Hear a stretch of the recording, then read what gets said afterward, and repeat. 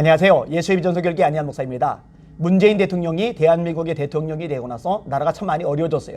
국제적인 위상이 굉장히 추락을 했습니다. 국민들 사이에 분란이 너무 심해요. 이간질로 말미암아서 조각조각 나와버리고 말았어요. 대한민국 역사상 이렇게까지 분열된 때가 있었을까? 이런 생각이 저절로 들 정도입니다.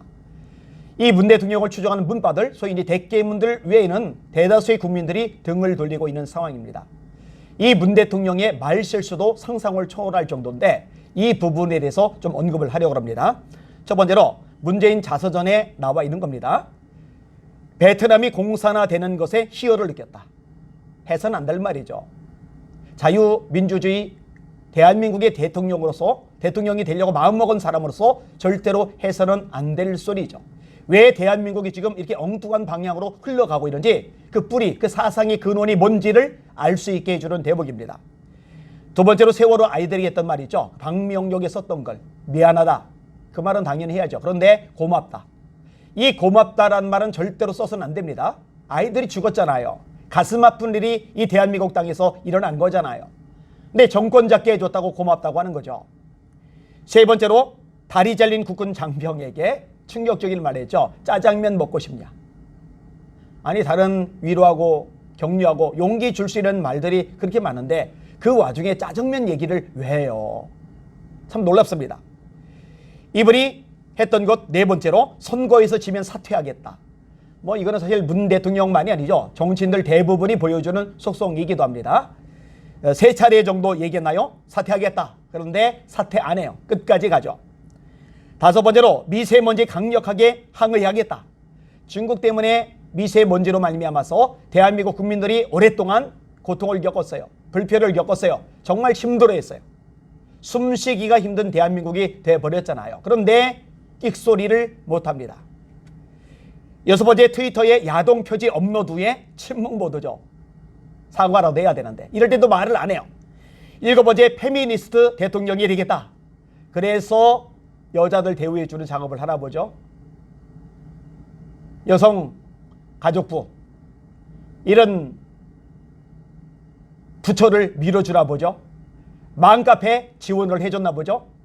하긴 뭐 그 효과를 봤죠. 맘카페 회원들이 대다수가 문바가 되어버렸으니까요. 근데 이제 그것도 점점 실책이 늘어나면서 등을 돌리고 있는 상황이죠. 여덟 번째로 현충일 추념사에서 김원봉을 언급했습니다. 대한민국 국군 창설의 뿌리다. 세워주고 높여주는 발언을 했죠. 그렇게 하면 안 되죠. 김원봉은 월북했어요. 김일성 정권 수립에 공을 세운 사람입니다. 6.25 남침 전쟁으로 북한에서 노력 훈장을 받은 인물입니다.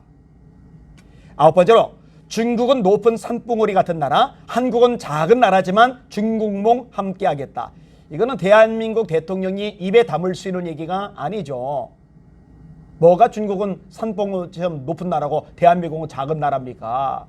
왜 스스로 자기가 대통령으로 있는 나라 수준을 바닥으로 끌어내립니까? 열째로 중국의 어려움이 우리의 어려움이다. 이거 최근에 했던 이야기죠. 중국의 어려움이 우리의 어려움이다.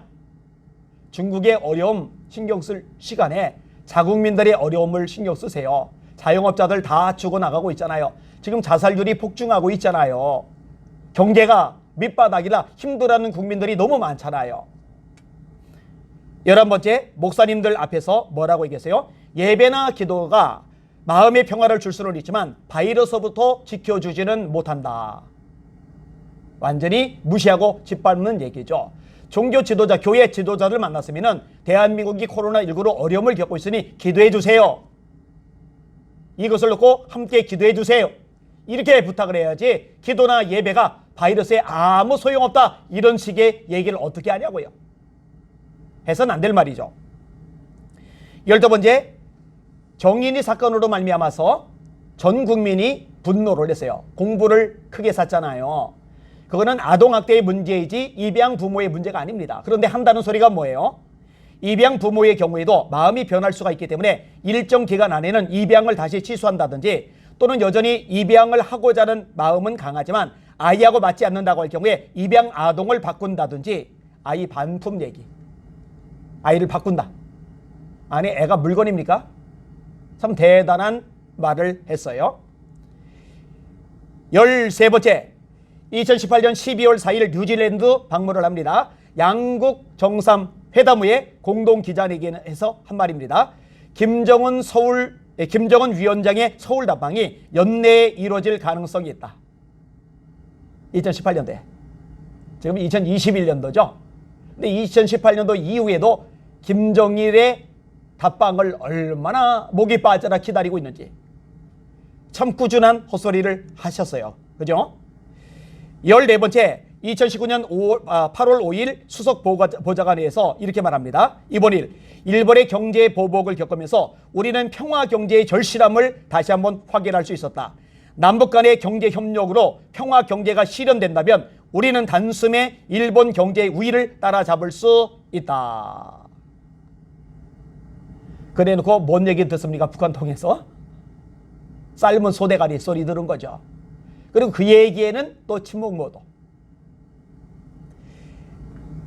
참 깝깝해요. 14번째, 김여정에게 특등 모조리란 소리를 들어요. 김정은도 아니고 김여정에게 특등 모조리 소리를 들어요. 그런데 역시 침묵 모드. 그리고 특등 모조리 소리를 들은 다음에 통일부 이인영 장관이 뭔 얘기를 합니까? 이인영 장관 주재로 교류협력추진협의회가 개최가 되어서요 271억 원을 지출하기로 결의를 합니다. 대한민국의 대통령이 맞는가 의심이 돼요. 굉장히 많은 말실수들이 있고 실제로 정책으로 실수한 건 더 많지만 이 정도까지만 이야기하겠습니다. 대한민국 전체 국민의 대통령 아니에요. 문바들만의 대통령이죠. 본인을 지지하는 사람들만의 대통령이죠. 그러니 그 외의 대상들은 찍어 누르는 거죠. 적폐로 몰아가는 거죠. 참 최악의 대통령을 만났어요. 너무너무 가슴 아픈 대한민국의 현실이 되어버렸어요. 북한 향해서는 하수인 노릇을 하고요. 중국을 향해서는 끽소리를 못하고요. 도대체 이 대한민국이 언제 이렇게 맥 빠지고 한심스러운 나라가 되었는지 모르겠어요. 국민 여러분들 잘 분별하셔서 이번에 서울시장 뽑을 때 또 부산시장 선거할 때 제대로 한 표를 행사하시길 바랍니다. 그리고 문재인 지지하다가 돌아선 분들이 많은데 아직도 지지하는 사람들 잘 보시고 분별하셔서 정말 어떻게 하는 것이 대한민국의 이 나라의 국익에 도움이 되는지 판단하시고 결정했으면 좋겠습니다. 우리 대한민국 잘 서야 돼요. 그래야 할 일을 제대로 감당합니다. 문재인 대통령은 한계가 여실히 드러났어요.